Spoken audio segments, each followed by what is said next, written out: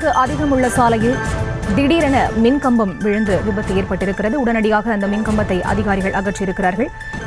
இது தொடர்பான முழு விவரங்களை தர இணைகிறார் எமது செய்தியாளர் பாரி. அவரிடம் பேசலாம். வணக்கம் பாரி கார்த்திக், இது தொடர்பான விவரங்கள்.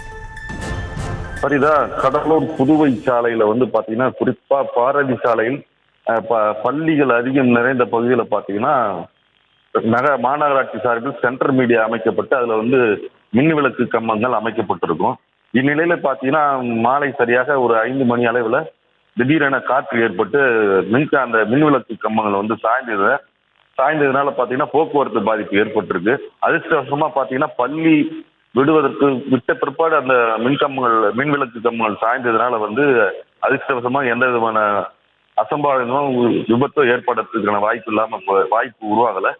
இது சம்பந்தமா போக்குவரத்து துறை காவலர்கள் உடனடியாக சம்பவ இடத்துக்கு விரைந்து இந்த மின் விளக்கு கம்பங்களை அகற்றும் பணியில மாநகராட்சி ஊழியர்களுடன் சேர்ந்து ஈடுபட்டதுனால அந்த பகுதியில் போக்குவரத்து சரி செய்யப்பட்டது.